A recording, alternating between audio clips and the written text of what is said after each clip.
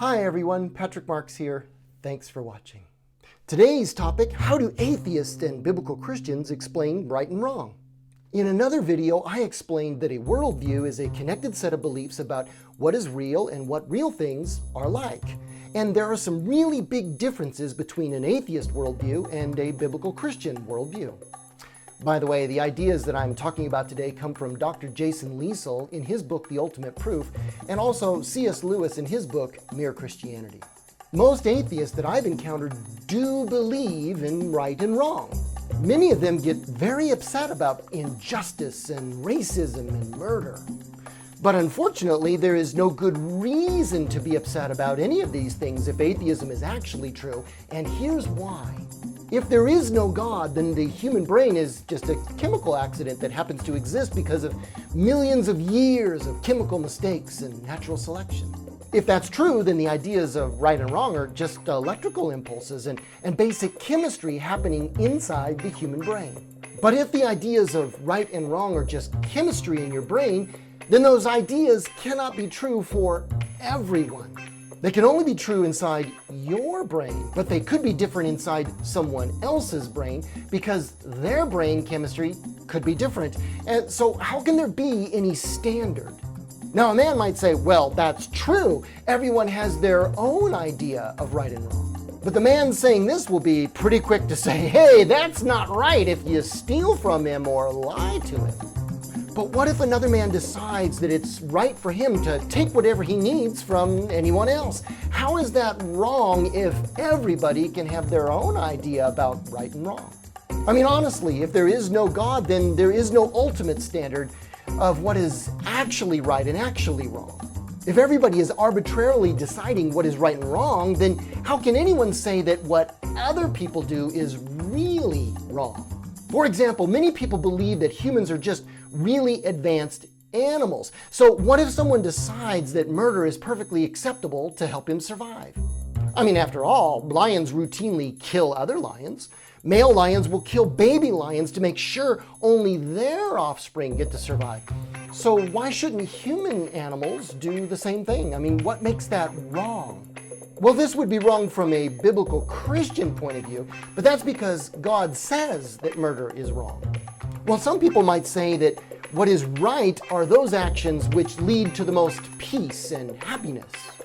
But why does peace and happiness have to be the standard for what is right?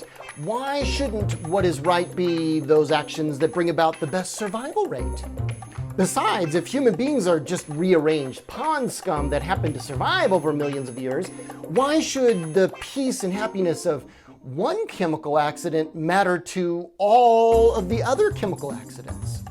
Of course, some people say that what is right is decided by the majority of people. It is that thing which makes our society work the best. But if that's true, then you couldn't say that the Nazis were actually wrong. I mean, Adolf Hitler convinced the majority of his country that his ideas about racial superiority were right. But just because he convinced a majority of people doesn't make what the Nazis did actually right. Biblical Christians believe that God created everything, so everything belongs to Him. This means that God has the right to make the rules. He has the right to decide what is right and what is wrong. Now, of course, some atheists say, I don't have to believe in God to be moral. I have my own moral code. Well, the truth is, many atheists are moral people, but their reason for being moral is just arbitrary. It's just a personal preference about what he or she thinks is decent behavior. But if right and wrong are just individual preferences, that's like saying, well, spaghetti is my favorite food. And some other people may decide that spaghetti is gross, and there's no real way to rationally show them why they're wrong, because it's just an opinion. So why shouldn't human beings lie if lying helps them survive better? Well, for a biblical Christian, lying is wrong because God does not lie, and He has commanded us not to lie either, and so we have a good reason not to lie. So why shouldn't human beings murder if murdering helps a person survive better? Some people might say that murdering people doesn't help the entire human community to survive, and that's why we shouldn't do it. But why is community survival more important than individual survival? I mean, who decided that? After all, if we're just chemical accidents, that happen to think, why should one human being care about the survival of the whole race? I mean, after all, when you die, if there is no God, then you simply disintegrate into your basic chemical parts. There's no memory, there's no afterlife, there's no responsibility for what you did in this life. You see, if you're just chemistry, then your life is totally meaningless. So the ideas of right and wrong are basically completely pointless anyway.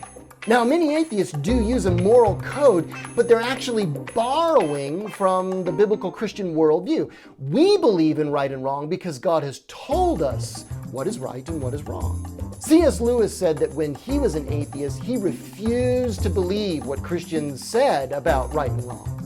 He believed that if a good God made the world, why had it gone so bad? He wouldn't listen to what Christians were saying because he thought it was easier to just say, well, the world was just not made by an intelligent power. But that created a problem for Lewis. He says that his argument against God was that the universe seemed so cruel and unjust. But then he asked himself, where did I get the idea of cruel and unjust? You see, if the universe really is a random mix of atoms that has no purpose or design, then how could a person who is a part of the universe that has no purpose or design have any understanding about purpose and design? I mean, those ideas would be meaningless in such a universe. So C.S. Lewis thought maybe he could just believe that his ideas about right and wrong were nothing more than just his own private ideas, just his preference.